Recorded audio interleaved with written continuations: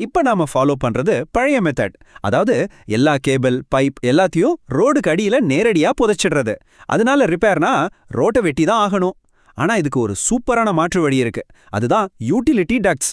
இது ஒன்னும் இல்ல, பூமிக்கு அடியில ஒரு சின்ன கான்கிரீட் சுரங்கப்பாதை மாதிரி கட்டி அதுக்குள்ள எல்லா கேபிள், பைப்லைன்ஸையும் கொண்டு போறது.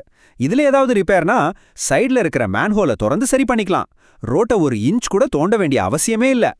அப்போ இந்த பிரச்சனைக்கு ஒரு நிரந்தர தீர்வு வேணும்னா மூணே விஷயத்த நாம செஞ்சே ஆகணும். 1, இந்த மாதிரி யூட்டிலிட்டி காரிடார்ஸ கட்டாடமாக்கணும். 2, நோ கட் பாலிசி, அதாவது ரோட்டை வெட்டக்கூடாதுன்னு ஒரு தடைய கொண்டு வரணும். 3, கான்ட்ராக்டர்ஸ ரொம்ப கண்டிப்பா பொறுப்பேற்க வைக்கணும்.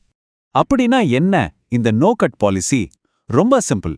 ஒரு புது ரோடு போட்டா அடுத்த 1லிருந்து 2 வருஷத்துக்கு ரொம்ப எமர்ஜென்சியை தவிர யாரும் அதை தோண்டக்கூடாது. இதுக்கு என்ன பண்ணணும்னா, ரோடு போடுறதுக்கு முன்னாடியே கார்ப்பரேஷன், இபி, மெட்ரோ வாட்டர் எல்லாரும் ஒண்ணா உட்காந்து பேசி அவங்க வேலையெல்லாம் முடிச்சிடணும்.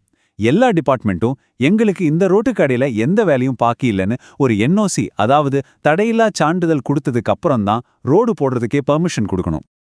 இதுல ரொம்ப முக்கியமான பாயிண்ட் இதுதான். ஒருவேளை ஏதாவது காரணத்துக்காக ரோட்டை தோண்ட பெர்மிஷன் கொடுத்தாலும் அந்த வேலையை செய்யற கான்ட்ராக்டர் அடுத்த 3 வருஷத்துக்கு அந்த இடத்த பராமரிக்கணும்னு கேரண்டி கொடுக்கணும்.